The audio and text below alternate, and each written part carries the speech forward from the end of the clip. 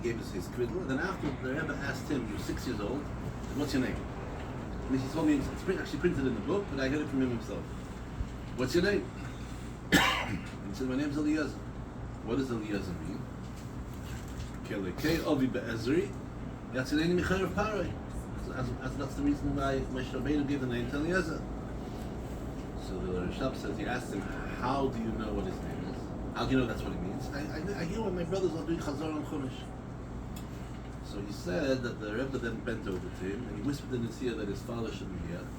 So that's Azoyvet Zayin, that's what it will be. The Cher of Pari, the sword of Pari, will have no shlita over you. He obviously understood that he was into something. In my of 20 years he was in Siberia.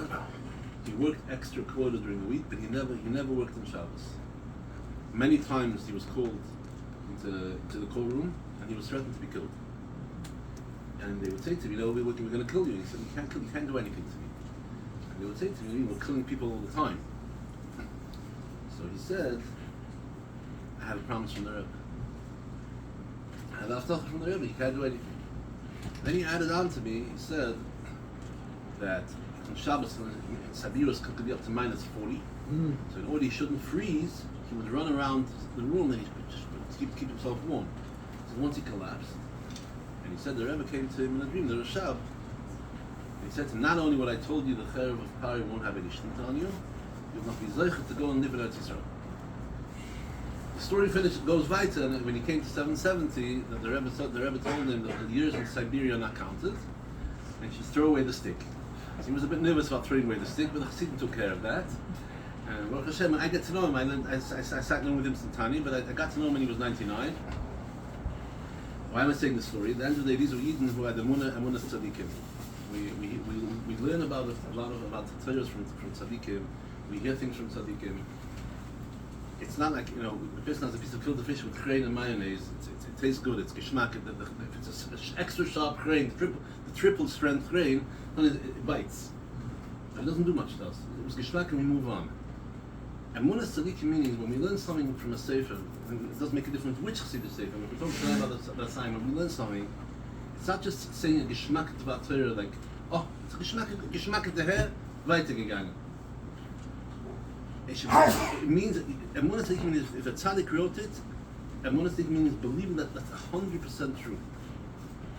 And I'll just finish off with one other story that I heard from Rabbi Jacobson a few years ago, Yad Kislev in Eretz Yisrael, to bring out this point. He said it with a name, and I can't remember who he was. He said there was a Yid who lived in Crown Heights who was obsessed with Savos of Yehuda Chassid. I can't remember the name. He said it with a name, and I've forgotten who it is.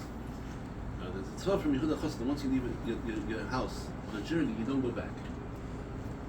He had a flight. He went to JFK, and he said at the airport he found out his flight was delayed or cancelled until the next morning. So everyone else was given a hotel. But he made the cheshbon, and why do I have to go to a hotel? I can go home, go get up in the morning, go to Mikvah, go to Daven, Mashirim, and then come back to the airport. He said, but I have a problem. So those of you that Chassid, what am I meant to do? So he called up the maskir, the secretary of the Rebbe. He said, "I have a problem."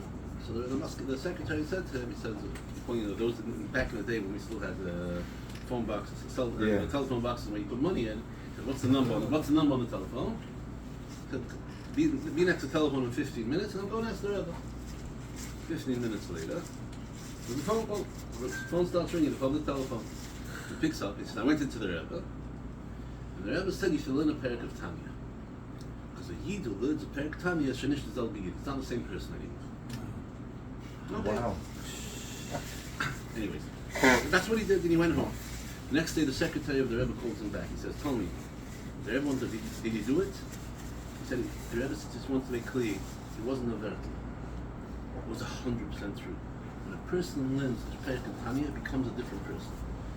And the Rebbe says, when we learn any Chassidish sefer, or any sefer Musar, when we learn it properly, it's not a question again of a geschmack of when we learn something else. Shimon Shvab would say to see Mashas. I never did Bava Kama. Bava Kama did something to me. When we learn a Chassidish sefer, when we see the Divrei Torah, when we see something as an idea, yes, we can take it as a geschmack of Torah. At the same time, we can say that if that's what a tzaddik said, that's how it is.